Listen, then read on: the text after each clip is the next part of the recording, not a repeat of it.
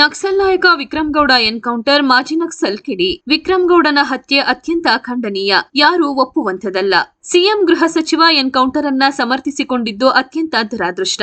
ಸತ್ಯವನ್ನ ತಿಳಿದುಕೊಳ್ಳದೆ ಒಮ್ಮುಖ ವರದಿ ನೋಡಿ ಹತ್ಯೆಯ ಸಮರ್ಥನೆ. ಪೊಲೀಸರ ಎನ್ಕೌಂಟರ್ ಎನ್ಕೌಂಟರ್ ಕತೆ ಗೊತ್ತಿರೋರು ಒಪ್ಪಲ್ಲ. ಈ ಎನ್ಕೌಂಟರ್ ಅನ್ನ ಯಾವ ಪ್ರಜಾತಂತ್ರವಾದಿಯೂ ಕೂಡ ಒಪ್ಪುವುದಿಲ್ಲ. ವಿಕ್ರಮ್ ಹತ್ಯೆ ಕಪೋಲ ಕಲ್ಪಿತವಾಗಿ ಸೃಷ್ಟಿ ಮಾಡಿರುವ ಎನ್ಕೌಂಟರ್. ಚಿಕ್ಕಮಗಳೂರಿನಲ್ಲಿ ಮಾಜಿ ನಕ್ಸಲ್ ನಿಲಗುಳಿ ಪದ್ಮನಾಭ್ ಆಕ್ರೋಶ.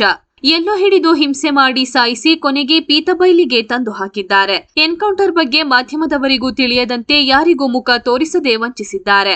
ಆರೋಪಿಯನ್ನ ಕೊಲೆ ಮಾಡಿ ಎಂದು ನಮ್ಮ ಸಂವಿಧಾನ ಕೂಡ ಹೇಳಿಲ್ಲ. ವಿಕ್ರಮ್ ಎನ್ಕೌಂಟರ್ ಬಗ್ಗೆ ನ್ಯಾಯಾಂಗ ತನಿಖೆಯಾಗಬೇಕೆಂದು ಆಗ್ರಹಿಸಿದರು.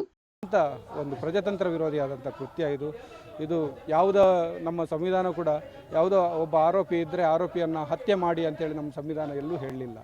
ಇವರು ಆರೋಪ ಇದ್ದ ಕಾರಣಕ್ಕೆ ಹತ್ಯೆ ಮಾಡೋದು ಅಂತಂದರೆ ಇದು ಅತ್ಯಂತ ಖಂಡನೀಯವಾದ್ದು, ಇದು ಸರಿಯಾದ್ದಲ್ಲ.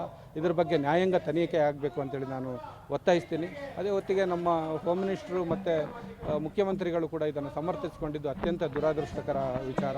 ಇದರ ಬಗ್ಗೆ ಅವರು ಏನು ಅನ್ನೋ ಸತ್ಯ ತಿಳ್ಕೊಳ್ದೇ ಅವರ ವರದಿಯನ್ನು ಒಮ್ಮುಖವಾಗಿ ನೋಡಿ ಅವರು ಇದನ್ನು ಈ ದುಷ್ಕೃತ್ಯವನ್ನು ಸಮರ್ಥಿಸಿಕೊಂಡಿದ್ದಾರೆ.